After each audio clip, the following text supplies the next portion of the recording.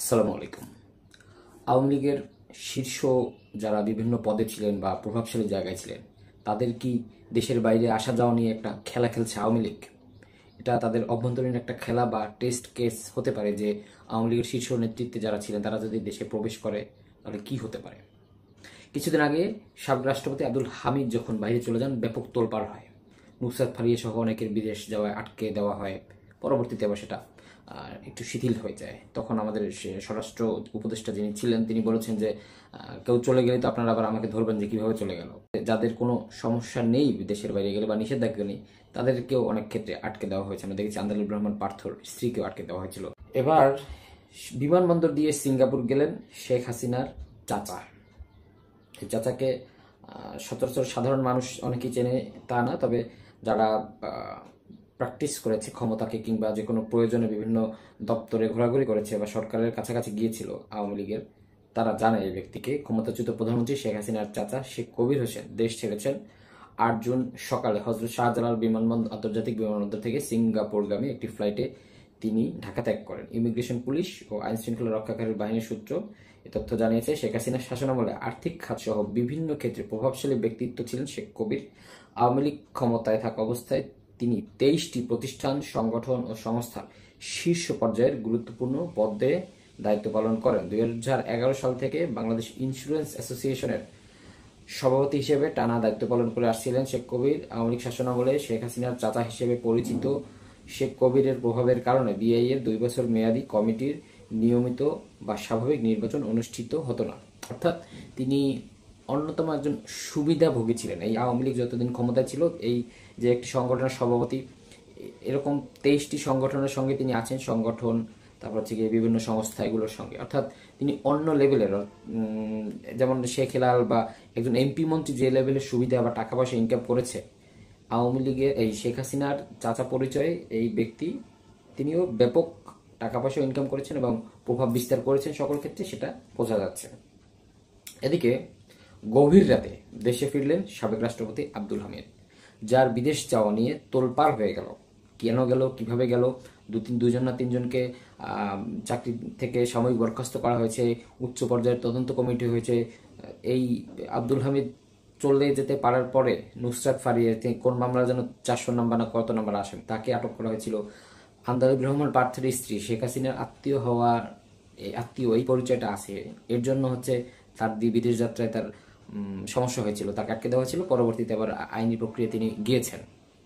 অথচ আন্দালুর রহমান পার্থ যে কে, এই ১৭টা বছর তিনি যে আর আওয়ামী লীগের বিরুদ্ধে কিভাবে প্রকাশ্যে শেখ হাসিনার আত্মীয় হয়েও কথা বলেছেন সেটা আমরা দেখেছি। তার স্ত্রীকেও আটকে দেওয়া হয়েছে শুধুমাত্র আব্দুল হামিদ যেতে পেরেছিলেন, সেটা নিয়ে একটা নড়চড় পড়ে গিয়েছিল প্রশাসনের, পুরো সরকারের মধ্যে একটা ঝাক্কা লেগেছিল। তো সেই আব্দুল হামিদ দেশে ফিরলেন, তো যার চলে যাওয়াতে এত ধাক্কা লেগেছিল সব জায়গায়, বা মানে কেন গেল, কিভাবে গেল, তোলপাড় হয়ে গেল, তো তিনি যখন দেশে ফিরলেন এখন তার কি হবে। যাই হোক, একটু নিউজটা করে নিই। সাবেক রাষ্ট্রপতি আব্দুল হামিদ দেশে ফিরেছেন রোববার দিবাগত রাত ১:৩০টায় থাই এয়ারওয়েজের একটি ফ্লাইটে তিনি ঢাকায় আসেন। অবতরণের পর ১:৪৫ তিনি হুইল চেয়ারে করে ইমিগ্রেশন কাউন্টারে যান। সেখানে তাকে দীর্ঘক্ষণ হুইল চেয়ারে বসে অপেক্ষা করতে দেখা যায়। পরে রাত ২:৩০টার সময় ইমিগ্রেশন সম্পন্ন হলে তিনি বিমানবন্দর ত্যাগ করেন। এ সময় তার পরনে ছিল শার্ট ও লুঙ্গি। আব্দুল হামিদকে বেশ বিধ্বস্ত দেখাচ্ছিল বলে সূত্র জানিয়েছে।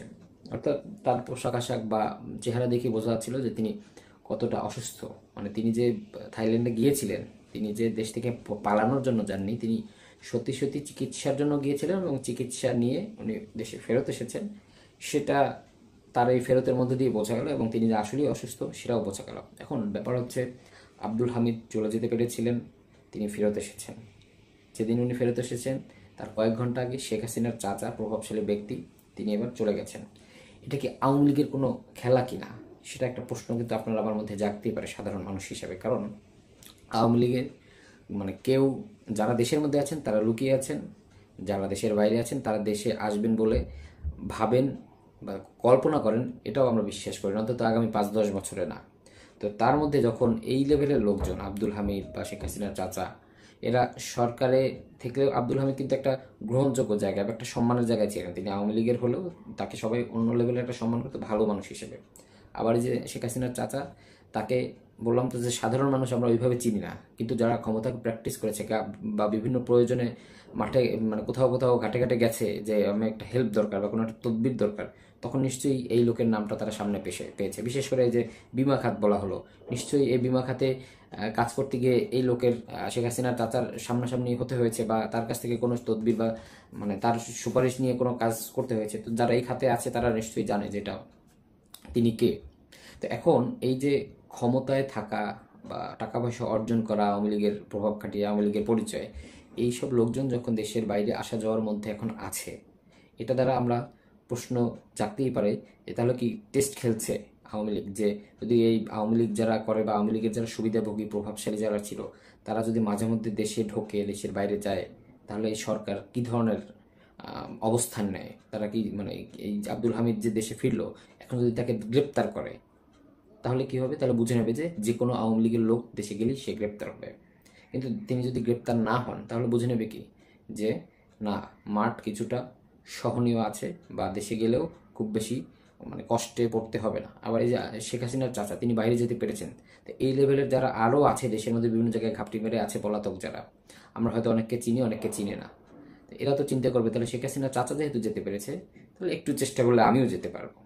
তো এই যে টেস্ট খেলা, যে আসা যাওয়ার, এটা হয়তো আওয়ামী লীগের ভেতর থেকে আওয়ামী লীগের সিদ্ধান্ত অনুযায়ী এটা হচ্ছে।